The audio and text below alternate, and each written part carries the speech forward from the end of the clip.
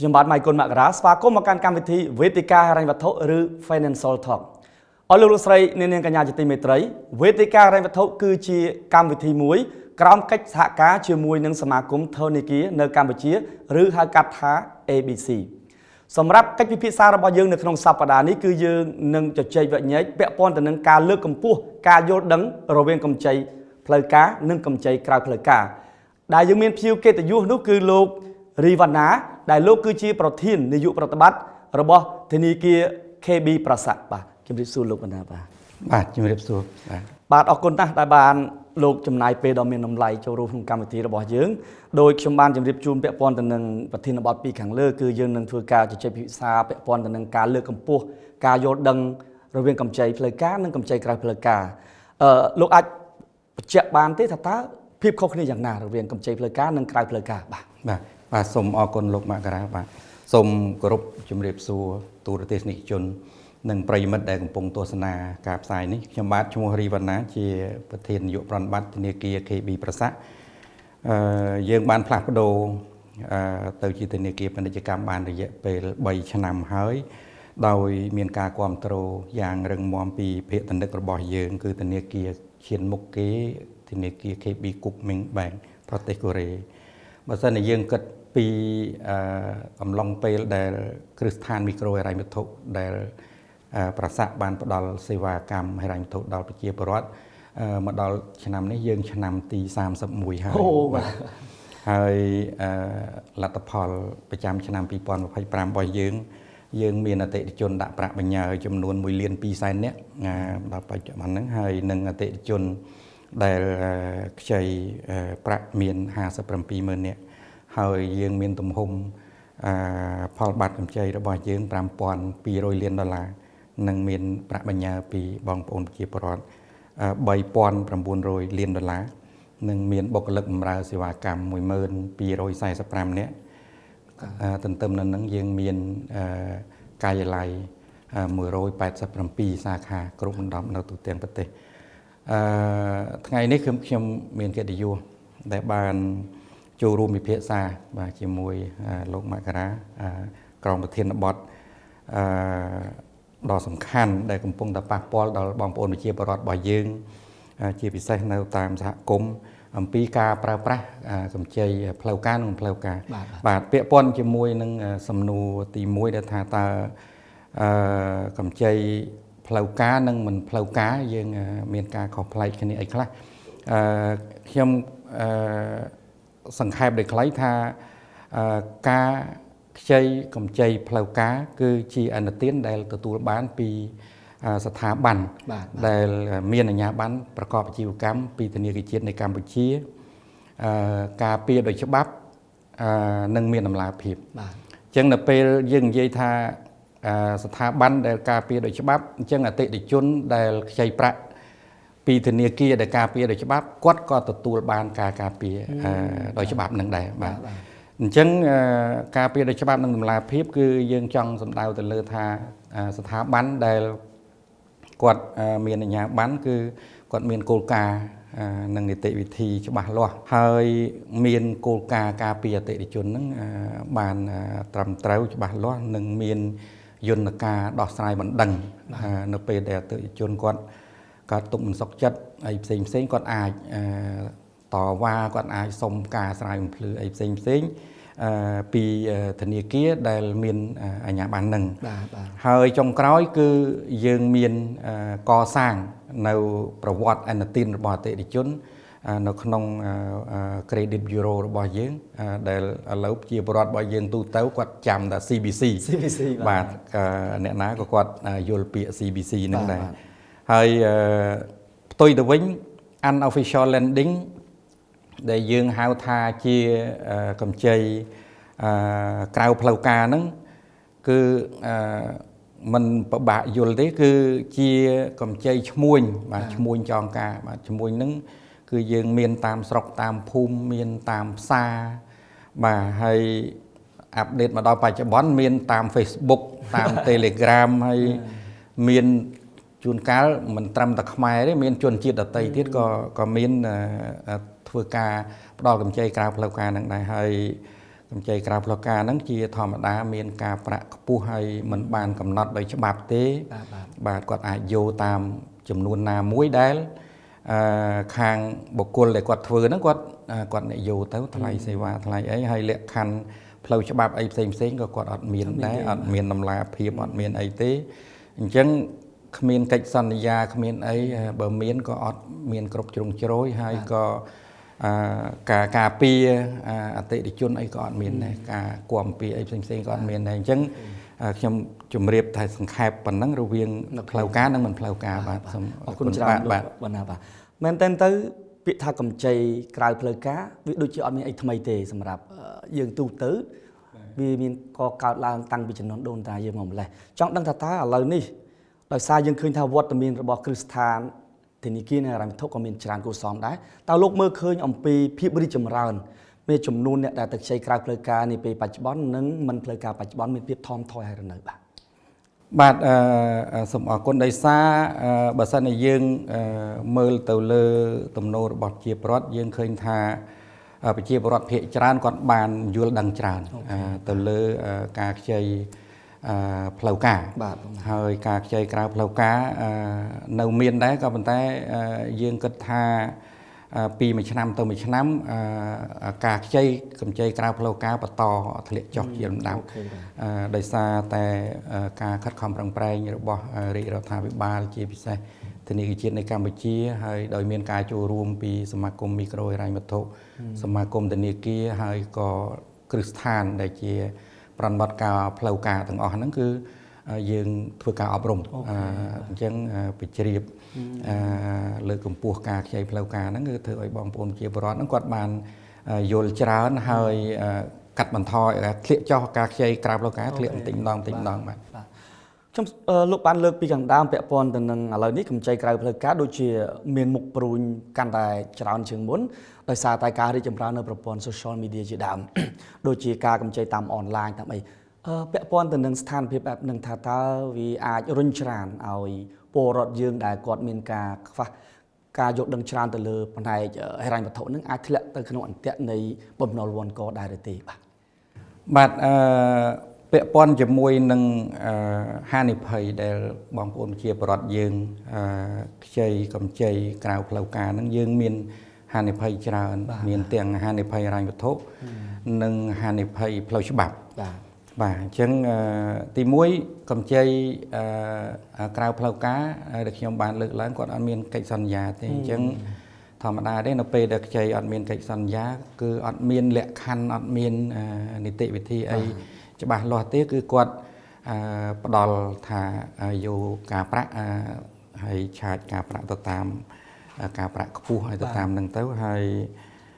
ពាក់ព័ន្ធជាមួយនឹងការគិតអត្រាការប្រាក់គឺមិនគោរពទៅតាមច្បាប់ដែលមានចែងរបស់ធនាគារជាតិទេគឺគាត់អាចឆាចខ្ពស់ឬក៏បញ្យលមិនច្បាស់បាទឬក៏បូកបន្តនៅពេលដែលមានការសងយឺតយ៉ាវអញ្ចឹងបញ្យលមិនច្បាស់ខ្ញុំលើកឧទាហរណ៍ថាអត្រាការប្រាក់យើងស្តង់ដារដែលចេញដោយច្បាប់គឺ 1.5% ក្នុងមួយខែឬក៏18% ក្នុងមួយឆ្នាំក៏ប៉ុន្តែសម្រាប់កម្ចីក្រៅផ្លូវការគឺគាត់មិនយកប៉ុណ្ណឹងទេគាត់យកខ្ពស់ជាងហ្នឹងហើយជួនកាលអាចមានបញ្យលអត់ច្បាស់គាត់អាចបញ្យលថាខ្ញុំលើកឧទាហរណ៍ថា 5% ប៉ុន្តែ 5% ក្នុងមួយសប្តាហ៍ក្នុងមួយសប្តាហ៍វិញបាទដល់អញ្ចឹងវាមានការភ័ន្តច្រឡំបាទប៉ុណ្ណឹងបញ្យលអត់ច្បាស់បាទទី2អាចនិយាយថា$1ក្នុងមួយថ្ងៃបាទមើលទៅតិចទេតិចទេបាទគាត់មកថាគាត់ខ្ចី$300អញ្ចឹងគាត់ថា$300$1ក្នុងមួយថ្ងៃអញ្ចឹងបងប្អូនគាត់មានការគិតថាបើត្រឹមតែ$1ក្នុងមួយថ្ងៃអញ្ចឹងគឺគាត់ប្រហែលជាគាត់អាចបង់បានអញ្ចឹងណាបាទអញ្ចឹងបើគិតទៅ30ថ្ងៃ$30ហើយក្នុងអញ្ចឹងមួយខែខ្ចី300វាទៅជាការ 10% ហើយអាចស្មើនឹង 120% ក្នុងមួយឆ្នាំបាទអញ្ចឹងអានឹងគឺជានីតិវិធីដែលខាងក្រៅផ្លូវការគាត់បានធ្វើហើយមួយទៀតគឺពាក់ព័ន្ធជាមួយនឹងដែលលោកមករាបានលើកឡើងថាជាបំណុលវ័នកហ្នឹងអញ្ចឹងនៅពេលដែលមានការប្រាក់ខ្ពស់អតិថិជនគាត់ bằng tới cái caប្រាវិចេតកើនទៅនៅពេលមានការខកខានហ្នឹងគឺយើងមិនមានកម្មវិធីគាំពៀឬក៏នៅពេលដែលអតិជនជួបបញ្ហាហ្នឹងអត់មានកម្មវិធីនឹងជួយគាំពៀជួយអីទេអញ្ចឹងធ្វើឲ្យការប្រាក់គាត់ចេះតែកើនទៅហើយហានិភ័យផ្លូវច្បាប់មួយចំនួនហ្នឹងគាត់អាចខូចគេឈ្មោះនៅពេលដែលម្ចាស់បំណុលក្រៅផ្លូវការហ្នឹងគាត់បង្ហោះ Facebook គាត់ជាគាត់អីអ្នកខ្លះគាត់ទៅដល់កន្លែងលក់ដូរដល់អីដែលធ្វើឲ្យគាត់ខ្មាស់គេគាត់អីហ្នឹងអាហ្នឹងហើយមួយទៀតគាត់អ្នកខ្លះនៅក្នុងភាសាអ្នកស្រុកគាត់ថាកាច់យោឡានកាច់យោម៉ូតូអីចឹងណាអ្នកស្រុកគាត់និយាយពាក្យសាមញ្ញគាត់ថាគាត់កាច់យោបាត់អីចឹងណាបាទហ្នឹងគឺជាហានិភ័យពាក់ព័ន្ធជាមួយនឹងផ្លូវច្បាប់ហើយរឿងមួយទៀតគឺពេលខ្លះគឺឯកសារដែលជាឯកសារហាមឃាត់ដោយច្បាប់ឯកសារបញ្ជាក់អត្តសញ្ញាណមានអត្តសញ្ញាណប័ណ្ណសភៅគ្រួសារអីមានករណីខ្លះគាត់ទទួលយកជាទ្រព្យបញ្ចាំដែរហ្នឹងគឺជាឯកសារដែលហាមឃាត់ដោយច្បាប់ហើយចុងក្រោយគឺมันមានការកត់ត្រាជាប្រវត្តិអនុទានរបស់អតិថិជននៅក្នុងប្រព័ន្ធ Credit Bureau ទេអញ្ចឹងបើយើងមើលចំណុចទាំងអស់ហ្នឹងគឺជាហានិភ័យទាំងហិរញ្ញវត្ថុទាំងហានិភ័យផ្លូវច្បាប់ចំពោះបងប្អូនជាពលរដ្ឋយើងដែលបានខ្ចីកម្ចីក្រៅផ្លូវការហ្នឹងបាទតើអាចទេដែលថាកម្ចីក្រៅផ្លូវការដោយសារតែដោយលោកមានប្រសាសន៍ថាពុំមានច្បាប់ទម្លាប់ឬក៏ពុំមានឯកសារអីចងជាប្រព័ន្ធឬក៏កត់នៅប្រវត្តិនានានេះជាដើមចំដែលធ្វើឲ្យពលរដ្ឋយើងគាត់គិតថាងាយស្រួលទៅខ្ចីក្រៅផ្លូវការជាងផ្លូវការឬយ៉ាងណាបាទបាទតាមដែលពិសោធន៍របស់ខ្ញុំជាមួយនឹងបងប្អូនជាពលរដ្ឋគាត់គិតថាបងប្អូនជាពលរដ្ឋគាត់ថាពេលដែលដាក់ពាក្យខ្ចីមកខាងស្ថាប័នដែលផ្លូវការគឺសួរច្រើនផ្លូវការឯកសារច្រើនមានការសម្ភាសអញ្ចឹងអាចស៊ីពេលបាទអាចស៊ីពេលបាទជាធម្មតាជួនកាលបើគាត់ខ្ចីត្រឹម 4-5 ពាន់អីអាច3ថ្ងៃមួយសប្តាហ៍អញ្ចឹងទៅប៉ុន្តែនៅពេលដែលគាត់ដឹងខាងកម្ចីក្រៅផ្លូវការគាត់ដឹងបែបហ្នឹងគាត់ទៅយកទៅផ្សព្វផ្សាយជាមួយនឹងបងប្អូនគាត់ថាបើសិនជាខ្ចីខ្ញុំអត់សួរច្រើនទេបាទអត់ញញ៉ៃទេបាទអត់សួរច្រើនហើយក៏អត់មានទៀមទាឯកសារអីទេបាទហើយដាក់តែ QR code មកខ្ញុំផ្ដល់ជូនតែម្ដងបាទក៏ប៉ុន្តែដល់ពេលបងប្អូនជាពលរដ្ឋគាត់ឃើញថាបែបហ្នឹងដូចជាងាយស្រួលអញ្ចឹងមានន័យថាដោយដែលខ្ញុំបានលើកពីខាងដើមអញ្ចឹងមានន័យថាគាត់បានផ្លេចទៅលើហានិភ័យផ្លូវច្បាប់ហានិភ័យហិរញ្ញវត្ថុនៅពេលដែលមានបញ្ហាយើងត្រូវការពារដោយច្បាប់យើងអត់មានបានអនុវត្តអីទៅតាមច្បាប់នឹងបានទេអញ្ចឹងមានន័យថាកម្ចីក្រៅផ្លូវការគឺភាគច្រើនគឺគាត់មិនមានជាច្បាប់ទម្លាប់អីច្រើនទេអញ្ចឹងអ្វីដែលបងប្អូនប្រជាពលរដ្ឋគាត់ប្រឈមគឺបាត់បង់អត្ថប្រយោជន៍ហើយនឹងជួបហានិភ័យផ្សេងលោកវណ្ណាបើសិនបើពុំមានច្បាប់ចងណាមួយពាក់ព័ន្ធទៅនឹងអ្នកដែលផ្ដល់កម្ចីក្រៅផ្លូវការទេ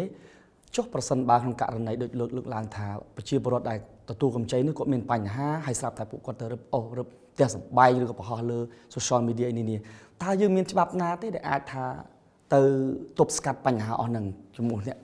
ដែលផ្ដល់កម្ចីនោះបាទបាទតកតងជាមួយនឹងប្រព័ន្ធផ្លូវច្បាប់ហ្នឹងគឺបងប្អូនប្រជាពលរដ្ឋគាត់អត់អាចសុំដំណោះស្រាយពីតាមរយៈដូចជាស្ថាប័នផ្លូវការបានទេយើងខាងស្ថាប័នផ្លូវការយើងមានគោលការណ៍ក្នុងការការពារប៉ុន្តែបើបងប្អូនជាពលរដ្ឋលោកមានបញ្ហាពាក់ព័ន្ធជាមួយនឹងកម្ចីផ្លូវការអាហ្នឹងគឺយើងមាននីតិវិធីច្បាប់របស់យើងបាទគាត់អាចប្តឹងទៅតាមប្តឹងទៅអាជ្ញាធរមូលដ្ឋានក្នុងករណីរឿងតូចតាចយើងមានត្រីនគរបាលយុត្តិធម៌មានអីចឹងទៅប៉ុន្តែ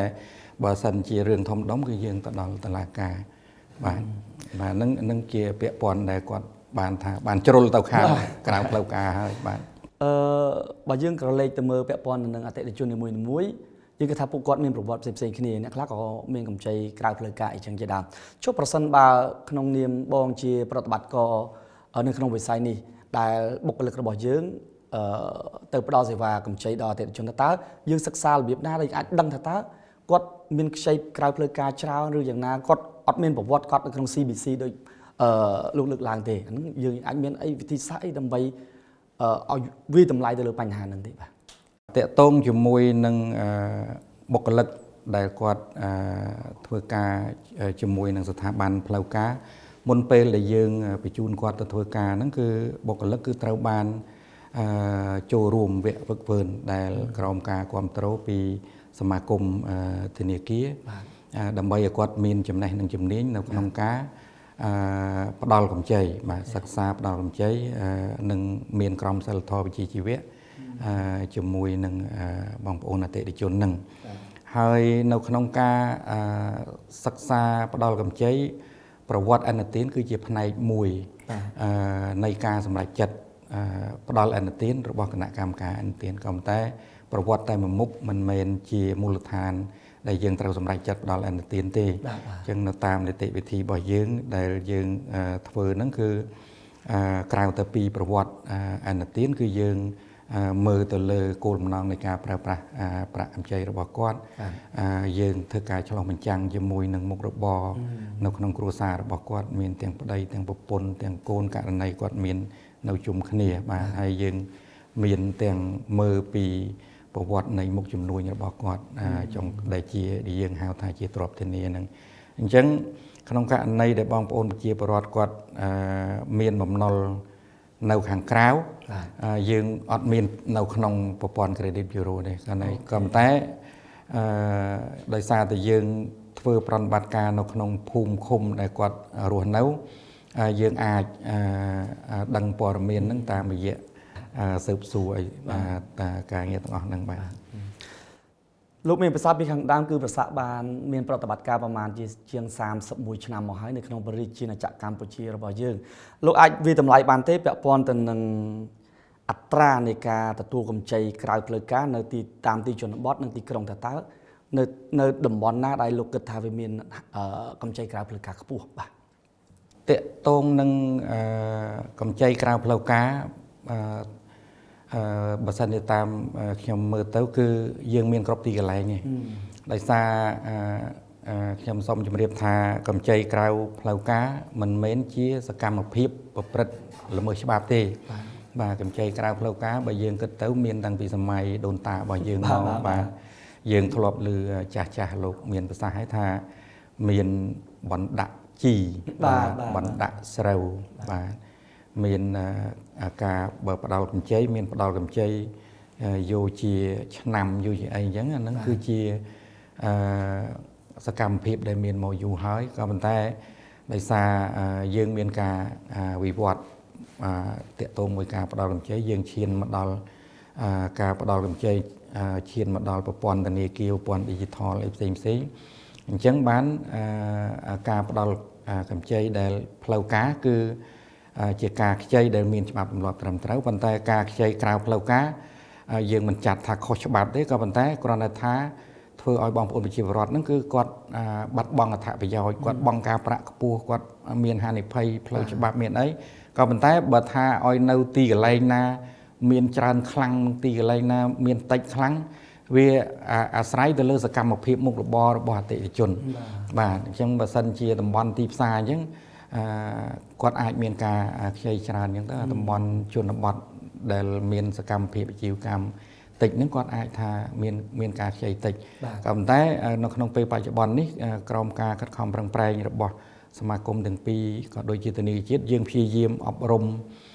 ណែនាំបងប្អូនជាពលរដ្ឋរបស់យើងឲ្យងាកមកខ្ចីកម្ចីផ្លូវការបាទមួយវិញទៀតតាមរយៈអ្វីដែលការកើនឡើងឬការរីកចម្រើនពាក់ព័ន្ធនឹងកម្ចីក្រៅផ្លូវការតើវាអាចបង្កហានិភ័យក៏ដូចជាទាញនៅការបាត់បង់ទំនុកចិត្តមកកម្ចីផ្លូវការយ៉ាងណាដែរបាទកម្ចីក្រៅផ្លូវការខ្ញុំនិយាយអំពីទំនុកចិត្តបាទទំនុកចិត្តនៅពេលដែលបងប្អូនខ្ចីកម្ចីក្រៅផ្លូវការគឺខុសពីផ្លូវការត្រង់ថានៅពេលដែលយើងខ្ចីពីស្ថាប័នដែលផ្ដល់ផ្លូវការមានច្បាប់ទម្លាប់អញ្ចឹងការពារដោយច្បាប់ដែលខ្ញុំបានរៀបរាប់ពីខាងដើមអញ្ចឹង គឺមានផលប្រយោជន៍ច្រើនទីមួយយើងមានបទបញ្ញត្តិជាច្រើនរបស់ធនាគារជាតិនៃកម្ពុជាដែលលោកបានដាក់ដើម្បីពង្រឹងការអនុវត្តឲ្យបានត្រឹមត្រូវសម្រាប់ធនាគារនិងគ្រឹះស្ថានទាំងអស់ហ្នឹងហើយក្រៅទៅពីហ្នឹងលោកក៏បានចុះដល់ទីតាំងបាទចុះត្រួតពិនិត្យដល់ទីតាំងដើម្បីណែនាំកែលម្អនៅភាពខ្វះចន្លោះផ្សេងក្នុងគោលបំណងពង្រឹងការជឿទុកចិត្តពីសាធារណជនទៅលើប្រព័ន្ធហិរញ្ញវត្ថុរបស់យើងហើយស្ថាប័នដែលមានច្បាប់ទម្លាប់ហ្នឹងក៏យើងអនុវត្តទៅតាមបទបញ្ញត្តិដែរគឺយន្តការដោះស្រាយបណ្ដឹងបាទយន្តការដោះស្រាយបណ្ដឹងហ្នឹងតាមស្ថាប័ននីមួយៗយើងមានមន្ត្រីជាន់ខ្ពស់ទទួលបន្ទុកការដោះស្រាយបណ្ដឹងគ្រប់ស្ថាប័នដែលមានអាជ្ញាប័ណ្ណហើយយើងមានមជ្ឈមណ្ឌលគាំពៀអ្នកប្រើប្រាស់ហិរញ្ញវត្ថុដែលពីមុនគ្រប់គ្រងដោយសមាគមធនាគារនិងសមាគមមីក្រូហិរញ្ញវត្ថុប៉ុន្តែបច្ចុប្បន្នសមាគមទាំងពីរបានយកការដោះស្រាយបណ្ដឹងនោះជូនទៅស្ថាប័នមួយថ្មីក្រោមការចង្អុលបង្ហាញពីធនាគារជាតិនៃកម្ពុជាយើងឲ្យឈ្មោះថាមជ្ឈមណ្ឌលការពារអ្នកប្រើប្រាស់សេវាហិរញ្ញវត្ថុក្នុងភាសាបច្ចេកទេសគេហៅថា FCPC បាទហើយ FCPC ហ្នឹងបច្ចុប្បន្នយើងកំពុងតែដំណើរការឲ្យមានច្បាប់អនុញ្ញាតចុងក្រោយគឺយើងមានប្រព័ន្ធ hotline ទូទាំងប្រទេសហើយនឹងការិយាល័យកណ្ដាលដែរអញ្ចឹងបងប្អូនប្រជាពលរដ្ឋអាចមានអីដែលថាមិនសប្បាយចិត្តហ្នឹងគឺអាចឡើងមកមន្ត្រីជាន់ខ្ពស់ដោះស្រាយមិនដឹងតាមស្ថាប័ននីមួយៗហើយក៏មកដល់ FCPC ដើម្បីរោដំណោះស្រាយជូនហើយមួយទៀតក៏មានការគាំពៀពីសមាគមមីក្រូហិរញ្ញវត្ថុនិងធនាគារក្នុងការអនុលោមទៅតាមក្រមសីលធម៌ហើយនឹងកិច្ចការពីអតិថិជនដែរដែលយើងកំពុងតែធ្វើក្នុងពេលរាល់ថ្ងៃហ្នឹងហើយចុងក្រោយគឺកម្ចីផ្លូវការហ្នឹងដែលបងប្អូនប្រជាពលរដ្ឋគាត់ជឿជាក់ខ្លាំងហ្នឹងគឺវិធានការរបស់រាជរដ្ឋាភិបាលក៏ដូចជាធនាគារជាតិនៃកម្ពុជាជួយគាំពៀអតិថិជនដែលខ្ចីកម្ចីផ្លូវការហ្នឹងក្នុងពេលដែលមានគ្រាលំបាកខ្ញុំលើកឧទាហរណ៍ថ្មីនេះយើងមានសង្គ្រាមព្រំដែន2ដងហើយខាងធនាគារជាតិនៃកម្ពុជាក៏បានចេញជាបទបញ្ញត្តិក្នុងការជួយទៅដល់វីរយុទ្ធជនជួរមុខបាទហើយនឹងបងប្អូនដែលជាជនភេសជ្ជគឺនៅកម្ចីដែលក្រៅផ្លូវការមិនមានបាទមិនមានទេបាទអញ្ចឹងនេះយើងលើកតែពីការជួបការលំបាករបស់អតិថិជនដែលខ្ចីកម្ចីផ្លូវការហើយស្ថិតក្រោមច្បាប់ការពារបាទពីព្រោះថាស្ថាប័នស្ថិតក្រោមច្បាប់អតិថិជនដែលខ្ចីពីស្ថាប័ននៅក្រោមច្បាប់ក៏ស្ថិតក្រោមច្បាប់ហ្នឹងដែរបានការគាំពៀបានការយកចិត្តទុកដាក់ហ្នឹងអញ្ចឹងយើងគិតពីសម័យការរាតត្បាតនៅកូវីដក៏បងប្អូនជាប្រវត្តិយើងបានដឹងដែរពីយន្តការរបស់រាជរដ្ឋាភិបាលបានជួយគ្រប់គ្រងអតិថិជនដែលបានខ្ចីកម្ចីផ្លូវការហ្នឹងរហូតមកដល់ពេលបច្ចុប្បន្នហ្នឹងអញ្ចឹងនឹងគឺជាសកម្មភាពដែលទាក់ទាញការជឿទុកចិត្តហើយនឹងមួយទៀតគឺតម្លាភាពគឺមានន័យថាអតិថិជនដែលខ្ចីកម្ចីក្រៅផ្លូវការគឺមិនមានកិច្ចសន្យាមិនមានលក្ខខណ្ឌអីទេប៉ុន្តែក្នុងផ្លូវការយើងមានស្តង់ដារកិច្ចសន្យាខ្ចីប្រាក់ដែលគ្រប់ស្ថាប័នទាំងអស់គឺអនុវត្តយើងមានកិច្ចសន្យាតែមួយទេដូរតែឈ្មោះស្ថាប័ននេះដើម្បីឲ្យប្រជាពលរដ្ឋហ្នឹងងាយស្រួលបាទក្នុងការចាំហើយការប្រាក់ការលក្ខខណ្ឌនៅក្នុងការខ្ចីប្រាក់អីក៏ច្បាស់លាស់ហើយបុគ្គលិករបស់យើងក៏មានសិលធម៌វិជ្ជាជីវៈក្នុងការធ្វើការជាមួយគាត់ហើយចុងក្រោយគឺគេឈ្មោះរបស់អតិថិជននៅក្នុងប្រព័ន្ធ Credit Bureau មួយវិញទៀតលោកបណ្ណាដោយសារយើងឃើញថាកន្លងមកប្រហែលឆ្នាំមុនបើខ្ញុំចាំមិនខុសទេមានរបាយការណ៍ពី អង្គការក្រៅរដ្ឋាភិបាលមួយចំនួនក៏បានលើកឡើងពាក់ព័ន្ធទៅនឹងរឿងរ៉ាវក្តីក្តាំរវាងប្រជាពលរដ្ឋមានការរឹបអូសផ្ទះរឹបអូសជាដើមដែលអាចថាជាដើមចំនៃការទទួលកម្ចីក្រៅផ្លូវការជាដើមចង់ដឹងថាតើមកទល់ពេលនេះទាំងខាង KB ប្រសាក៏ដូចជាសមាគមធនាគារនិងមីក្រូវត្ថុមានបានធ្វើការសហការគ្នាយ៉ាងណាជាមួយនឹងអង្គការក្រៅរដ្ឋាភិបាលក្នុងការបញ្ជ្រាបការយល់ដឹងក៏ដូចជាធ្វើម៉េចកុំឲ្យមានភាពយល់ច្រឡំគ្នាដោយការប្រមាណឆ្នាំមុននោះបាទតកតងជាមួយនឹងការbill awareness យើងថាយើងធ្វើបញ្ជ្រាបពាក់ព័ន្ធជាមួយនឹងព័ត៌មានទៅសាធារណជនក៏ដូចជាអង្គការក្រៅរដ្ឋាភិបាលអំពីការផ្ដល់កម្ចីផ្លូវការហ្នឹងគឺខាងធនាគារជាតិហើយនឹងសមាគមទាំងពីររួមនឹងគ្រឹះស្ថានដែលមានអាជ្ញាប័ណ្ណហ្នឹងគឺបានចូលរួមទាំងអស់គ្នាក្នុងការលើកកម្ពស់ការខ្ចីកម្ចីផ្លូវការនិងផ្សព្វផ្សាយទី1គឺយើងធ្វើបច្ចុប្បន្នភាពបញ្ជីគ្រឹះស្ថានដែលផ្លូវការបាទក្នុងពេលបច្ចុប្បន្ននេះគឺយើងមានប្រហែលជា204ស្ថាប័នដែលស្ថិតក្រោមការគ្រប់គ្រងរបស់ធនាគារជាតិនៅកម្ពុជាអញ្ចឹងយើងធ្វើបច្ចុប្បន្នភាពបានយើងយកទៅចែកជូនតាមអង្គសាខាសាលាក្រៅពីហ្នឹងយើងចែកជូនទៅប៉ុស្តិ៍នគរបាលតាមគ្រឹះស្ថាននិងជាពិសេសគឺមន្ត្រីអន្តរជាតិដើម្បីផ្សព្វផ្សាយជូនទៅបងប្អូនជាពលរដ្ឋឲ្យបានដឹងពីកម្ចីផ្លូវការហ្នឹងហើយទី2គឺយើងមានការរៀបចំជាសិក្ខាសាលាស្ដីអំពីចំណេះដឹងហិរញ្ញវត្ថុហើយនឹងកិច្ចការពីអតិថិជនទៅដល់ឋានៈស្រុកទៅដល់ឋានៈអីទាំងអស់ហ្នឹងដើម្បីគាត់មានការយល់ដឹងច្រើនហើយក៏មានអង្គសិក្ខាសាលាស្ដីអំពីសុវត្ថិភាពហិរញ្ញវត្ថុសហគមន៍ទៅតាមសាលាឃុំយើងក៏មានការបោះពុម្ពផ្សាយអប់រំពីស្ដីអំពីហិរញ្ញវត្ថុសភៅក្នុងការចែកចាយហ្នឹងហើយពី3ឆ្នាំចុងក្រោយនេះធនាគារជាតិនៅកម្ពុជាសហការជាមួយនឹងក្រសួងអប់រំបានបញ្ចូលការអប់រំផ្នែកហិរញ្ញវត្ថុទៅដល់កម្មវិធីសិក្សាថ្នាក់ជាតិជាពិសេសគឺកុមារនិងយុវជនហើយ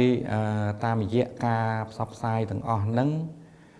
ធ្វើឲ្យបងប្អូនប្រជាពលរដ្ឋមានការយល់ដឹងអំពីការខ្ចីផ្លូវការអំពីការងារផ្លូវច្បាប់អំពីការរឹបអូសដោយលោកមករាបានជម្រាបអញ្ចឹងថាការយល់ច្រឡំគឺដោយសារតែអត់បានយល់អត់បានយល់អំពីនីតិវិធីនិងរបៀបធ្វើការរបស់ស្ថាប័នដែលផ្លូវការដូច្នេះនៅពេលដែលគាត់អត់បានយល់គាត់ឮថាខាងធនាគារចោះរឹបអូសយកផ្ទះហ្នឹងក៏ជឿភ្លាមអញ្ចឹងទៅក៏ប៉ុន្តែតាមពិតធនាគារទាំងអស់ឬក៏ស្ថាប័នហិរញ្ញវត្ថុទាំងអស់ដែលមានអាជ្ញាប័ណ្ណពីធនាគារជាតិគ្រប់គ្រងដោយច្បាប់ហ្នឹងគឺយើងមិនបានធ្វើអ្វីមួយដែលខុសច្បាប់ទេការទៅរឹបអូសការទៅធ្វើអីមួយក្រៅប្រព័ន្ធតុលាការហ្នឹងអាហ្នឹងជាអំពើខុសច្បាប់បាទជាអំពើខុសច្បាប់អញ្ចឹងយើងត្រឡប់មកវិញថាដើម្បីកុំឲ្យមានការយល់ច្រឡំគ្នាហ្នឹងគឺមានតែការបញ្ជ្រាបការយល់ដឹងឯងបាទការបញ្ជ្រាបការយល់ដឹងឲ្យបានទៅដល់មូលដ្ឋានដើម្បីឲ្យគាត់បានដឹងថាធនាគារគេមិនដែលធ្វើអញ្ចឹងទេបាទថាបើមានអ្នកណាទៅនិយាយថាធនាគារយកម៉ូតូរបស់អតិថិជនទៅលក់ឬក៏យកផ្ទះទៅលក់ហ្នឹងគាត់នឹងលេងជឿហើយដោយសារថាធនាគារអត់ប្រព្រឹត្តល្មើសច្បាប់បែបហ្នឹងទេបាទហ្នឹងគឺជាការធ្វើដោយខុសច្បាប់ក្រៅប្រព័ន្ធតុលាការបាទបើសិនជាខ្ញុំក្រឡេកទៅមើលទៅនឹងទូរលេខរបស់ធនាគារជាតិនៃកម្ពុជាយើងឃើញថាចំនួនប្រជាពលរដ្ឋដែលមិនទាន់បានទទួលសេវាហិរញ្ញវត្ថុហាក់នឹងមានច្រើននៅឡើយក៏ប៉ុន្តែបច្ចុប្បន្នយើងឃើញថាការរីកចម្រើននៅប្រព័ន្ធបច្ចេកវិទ្យាដូចជា Mobile Banking ឬក៏ Digital Wallet ជាដើមតើវាអាចជួយចូលរួមចំណែកកម្រិតណាក្នុងការផ្ដល់លទ្ធភាពឲ្យពលរដ្ឋរបស់យើងអាចមានលទ្ធភាពកាន់តែច្រើនក្នុងការទទួលបាននូវសេវាពីគ្រឹះស្ថានដែលមានស្របច្បាប់បាទដោយលោកបានជ្រាបស្រាប់ហើយការខិតខំប្រឹងប្រែងរបស់រាជរដ្ឋាភិបាលក៏ដូចជាធនាគារជាតិនៃកម្ពុជាហើយសមាគមទាំងពីរមានទាំងគ្រឹះស្ថានហិរញ្ញវត្ថុទាំងអស់បានចូលរួមនៅក្នុងកម្មវិធីថ្នាក់ជាតិស្ដីអំពីបរិយាបន្នហិរញ្ញវត្ថុហើយយើងឃើញថាការអភិវឌ្ឍផ្នែកបច្ចេកវិទ្យារបស់ ធនាគារហើយនិងគ្រឹះស្ថានហិរញ្ញវត្ថុគឺមានការរីកចម្រើនច្រើនខ្ញុំគ្រាន់តែលើកឧទាហរណ៍ថានៅសម្រាប់ KB ប្រសាក់កាលពីដើមនៅ Banking Hall គឺយើងមានរៀបចំកៅអីបាទចាំទទួលការបង់ប្រាក់ពីអតិថិជនប៉ុន្តែក្នុងពេលបច្ចុប្បន្ននេះគឺมันមានអតិថិជនទៅការិយាល័យដើម្បីបង់ប្រាក់នេះគឺគាត់ប្រើតាមប្រព័ន្ធបច្ចេកវិទ្យាបាទ mobile app របស់យើងយើងខ្លាយខ្លួនមកជាធនាគារពាណិជ្ជនេះយើងបានវិនិយោគ$40 លានទៅលើប្រព័ន្ធបច្ចេកវិទ្យា IT ហើយនិង Digital ក្នុងគោលបំណងធ្វើទំនើបកម្មប្រព័ន្ធ app របស់យើងប្រព័ន្ធ POS ហើយខែក្រោយនេះយើងនឹងlaunch នៅ Visa Credit Card បន្ថែមទៀតអញ្ចឹងការវិនិយោគនៅក្នុងទំហំទឹកប្រាក់ដ៏ធំហ្នឹងគឺក្នុងគោលបំណងជួយឲ្យបងប្អូនជាពលរដ្ឋទាំងអស់ទាំងទីក្រុងនិងជនបទហ្នឹងគឺបានមានបទពិសោធន៍នៅក្នុងការប្រើប្រាស់ប្រព័ន្ធ Digital របស់យើងហើយនឹងប្រព័ន្ធការិយាល័យរបស់យើងក្នុងប្រទេសកម្ពុជារបស់យើងមាន14500 ភូមិហើយក្នុងហ្នឹងគឺ KB ប្រសារបស់យើងគឺគ្របដណ្ដប់បាន 98% ដូច្នេះខ្ញុំគិតថាគ្រប់ទីកន្លែងនៅក្នុងប្រទេសកម្ពុជារបស់យើងហ្នឹងបងប្អូនជាពលរដ្ឋគាត់ស្គាល់ KB ប្រសាបាទហើយទន្ទឹមនឹងហ្នឹងយើងនៅបន្តផ្ដល់អាណទាននៅតាមជនបទព្រោះអាណទាននៅ KB ប្រសាយើងជាង 90% គឺនៅខេត្តបាទនៅទីក្រុងតែ 10% ទេបាទអញ្ចឹងយើងនឹងបន្តគេហៅថាអភិវឌ្ឍផលិតផលនិងសេវាកម្មរបស់យើងដើម្បីឲ្យបងប្អូនជាពលរដ្ឋនៅតាមជនបទហ្នឹងគឺកាន់តែងាយស្រួលនៅក្នុងការប្រើប្រាស់ហើយនឹងចូលរួមជាមួយនឹងសមាគមទាំងពីរក៏ដូចជាធនាគារជាតិដើម្បីពង្រឹងដើម្បីជួយផ្សព្វផ្សាយទៅដល់បងប្អូនជាពលរដ្ឋទៅលើការខ្ចីកម្ចីផ្លូវការនេះបាទជាចុងក្រោយលោកបណ្ណាតើលោកមានពាក្យពេចន៍អ្វីដើម្បីជាការលើកទឹកចិត្តក៏ដូចជាជំរុញឲ្យពលរដ្ឋមកចាប់យកនៅកម្ចីក្នុងប្រព័ន្ធឬក៏ហៅថាផ្លូវការនេះដើម្បីជៀសវាងនៅហានិភ័យដែលអាចកើតឡើងជាយថាហេតុខ្ញុំសូមជម្រាបទៅបងប្អូនប្រជាពលរដ្ឋដែរថាការខ្ចីប្រាក់បងប្អូនប្រជាពលរដ្ឋត្រូវខ្ចីពីកម្ចីផ្លូវការដែលជាស្ថាប័នមានអាជ្ញាប័ណ្ណពីធនាគារជាតិនៅកម្ពុជាព្រោះកម្ចីផ្លូវការវាមានសុវត្ថិភាពនិងមានស្ថិរភាពយូរអង្វែងដូច្នេះយើងមិនអាចថាយើងខ្ចីប្រាក់ខ្ចីឲ្យតែបានប្រាក់ទេយើងត្រូវគិតពីអនាគតទៅមុខថាតើប្រាក់ដែលយើងទទួលបានមកហ្នឹងវាមានហានិភ័យអីខ្លះមានផ្លូវច្បាប់ផ្សេងការងារទី2បើសិនជាបងប្អូនជាប់ជំពាក់ជាមួយនឹងកម្ចីនឹងមិនផ្លូវការជាក់ច្បាស់ណាស់ថាយើងនឹងមានភាពតានតឹងផ្នែកហិរញ្ញវត្ថុហើយនឹងមានហានិភ័យផ្លូវច្បាប់ដែលយើងបានជជែកគ្នាកន្លងមកហ្នឹងអញ្ចឹងការខ្ចីប្រាក់គឺគោលបំណងគឺដើម្បីលើកស្ទួយជីវភាពគ្រួសារការខ្ចីប្រាក់នេះគឺជាគោលបំណងធំនៅពេលដែលគ្រួសាររបស់បងប្អូនរីកចម្រើនមានលទ្ធភាពចិញ្ចឹមបីបាច់ថែរក្សាគ្រួសារមានគេហដ្ឋានល្អរស់នៅសមរម្យជាពិសេសគឺមានលទ្ធភាពបង់ពន្ធជូនរដ្ឋដែលជាកត្តាលើកស្ទួយសេដ្ឋកិច្ចជាតិរបស់យើងហើយពីខាងធនាគារយើងមានការផ្ដល់កម្ចីដោយការទទួលខុសត្រូវរបស់យើងបាទគឺធ្វើម៉េចឲ្យរីកចម្រើនទាំងអស់គ្នាក៏ប៉ុន្តែក៏ត្រូវទាមទារការចូលរួមពីបងប្អូនជាពលរដ្ឋដែរថាការខ្ចីក៏ត្រូវប្រកបដោយការទទួលខុសត្រូវដែរគឺខ្ចីពីកម្ចីផ្លូវការបាទសូមអរគុណច្រើនលោកបណ្ណាបាទអរលោកស្រីនាងកញ្ញាជាទីមេត្រីវេទិកាហិរញ្ញវត្ថុរបស់យើងនៅក្នុងសប្តាហ៍នេះបានឈានមកដល់ទីបញ្ចប់នៅពេលនេះខ្ញុំបាទម៉ៃគុណមករាលោករីវណ្ណាសូមអរគុណសូមគោរពលា